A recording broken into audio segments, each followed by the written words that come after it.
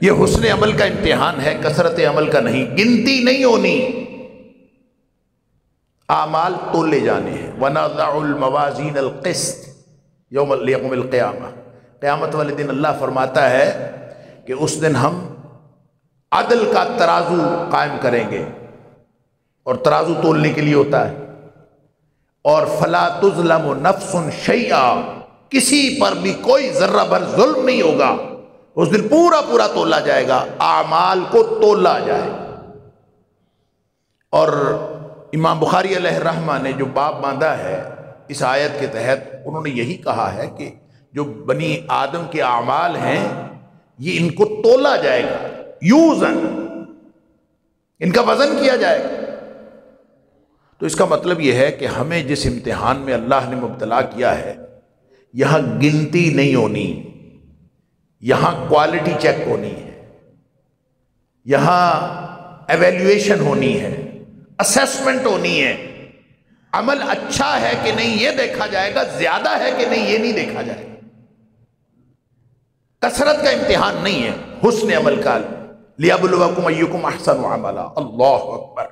اب وہ جو امتحان ہے، جو ہمہ جہت ہے، ہر لمحہ امتحان ہو رہا ہے، اور اس کا تعلق ہر اس نعمت کے ساتھ ہے جو اللہ نے عطا فرمائی۔ کسی کو اگر آنکھ عطا ہوئی ہے تو یہ بھی امتحان ہے، کسی کو سماعتیں عطا ہوئی ہیں تو یہ بھی امتحان ہے، کسی کو قوت گویائی ملی ہے تو یہ بھی امتحان ہے۔ بچے گا وہ جس کو نہیں ملی، جس کو بینائی نہیں ملی، جس کو دیکھنے کی طاقت نہیں ملی، وہ بچ گیا دیکھنے کے امتحان سے۔ جس کو سماعتوں سے محروم کر دیا گیا وہ بچ گیا سماعتوں کے امتحان سے۔ جس کو قوت گویائی نہیں ملی وہ بچ گیا قوت گویائی کے امتحان سے۔ علی ھذا القیاس، جس کو جو نہیں ملا، جس کو دولت نہیں ملی وہ دولت کے امتحان سے بچ گیا۔ اب آپ بتائیں کہ ایک تنگ دست ہے، ایک امیر آدمی ہے، ایک خوشحال آدمی ہے، ایک بالکل تنگ دست ہے، تو امتحان کس کا اچھا ہے؟ کس کا امتحان؟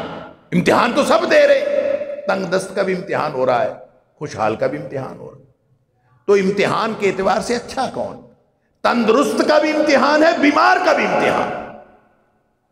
تو امتحان کے اعتبار سے اچھا کون ہے؟ اچھا وہ ہے جس کا امتحان چھوٹا، جس کا امتحان بڑا ہے وہ تو پھنسا ہوا ہے۔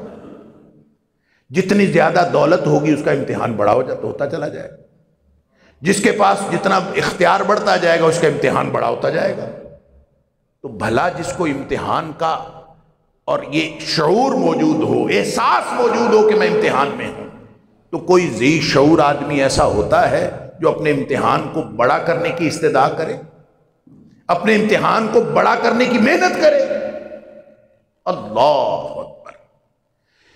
تندرستی بھی امتحان ہے، بیماری بھی امتحان ہے۔ فرق یہ ہے کہ تندرست کو امتحان کا احساس نہیں ہوتا، اور جو بیمار ہے اس کو امتحان کا احساس ہو جاتا ہے۔ جب بیمار کو احساس ہوتا ہے، وہ اللہ کے قریب ہوتا ہے، وہ اللہ کو پکارتا ہے، تو اندازہ کیجئے کہ وہ بیماری جس کے نتیجے میں انسان اللہ کے قریب ہو جائے، وہ اس تندرستی سے 1000 درجے بہتر ہے جہاں انسان اللہ سے دور ہو رہا۔ لہذا بیماری تو اس اعتبار سے اللہ کی نعمت ہے اگر اس بیماری کے نتیجے میں انسان اللہ کے قریب ہو۔ لہذا حالات جس بھی طرح کے ہوں، آپ کو یہ جو خوشحالی ہے، جس کے پاس مادی دنیا نہیں ہوتی، جس کے پاس حالات اس کے دوسروں کے مقابلے میں اچھے نہیں ہوتے، وہ پتہ کیا کرتا ہے؟ وہ دیکھتا ہے اس کو اتنا ملا، اس کو اتنا ملا، اس کو فلاں ملا، اس کو فلاں ملا۔ اللہ، قرآن کہتا ہے وَلَا تَمُدَّنَّ عَيْنَيْكَ إِلَىٰ مَا مَتَّعْنَا بِهِ أَزْوَاجًا مِّنْهُمْ زَهْرَةَ الْحَيَاةِ الدُّنْيَا۔ یہ جو ہم نے دنیا کی آرائش کا سامان لوگوں کو دیا ہے، اس کی طرف آنکھیں لمبی کر کر کے نہ دیکھو، ایسے ہی آنکھیں پھاڑ پھاڑ کے دیکھو۔ تمہیں یہ نہیں پتا کہ لِنَفْتِنَهُمْ فِيهِ، یہ جو کچھ ہم نے لوگوں کو دیا ہے یہ بھی امتحان کے لیے دیا ہے۔ لہٰذا اس کو دیکھ کر تو تمہارے دل میں شکر کے جذبات پیدا ہونے چاہیے کہ شکر ہے اللہ نے مجھے اس امتحان میں مبتلا نہیں کیا. تم آنکھیں لمبی کر کر کے دیکھتے ہو مجھے کیوں نہیں دیا. یعنی بالکل الٹ ہے.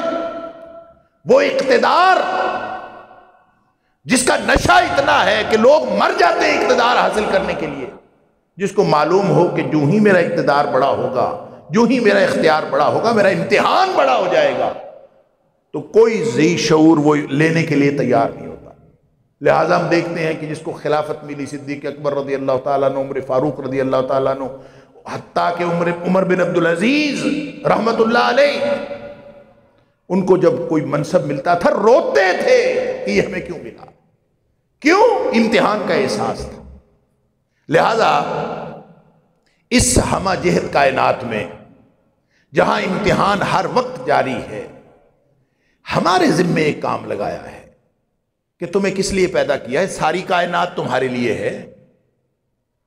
هو الذی خلق لکم ما فی الارض جمیعا، یہ سب کچھ تمہارے لیے، تمہیں فیسیلیٹیٹ کیا ہے تاکہ تم اچھے طریقے سے امتحان دے سکو. اور تمہارا کام کیا ہے؟ تم نے کیا کرنا ہے؟ تم نے یہ کرنا ہے وما خلقت الجن والانس الا لیعبدون. ساری کائنات تیرے لیے ہے اور تو اللہ کی بندگی کے لیے. تجھے اس لیے پیدا کیا ہے کہ تو اللہ کی غلامی کر، بس، اور کوئی مقصد نہیں زندگی.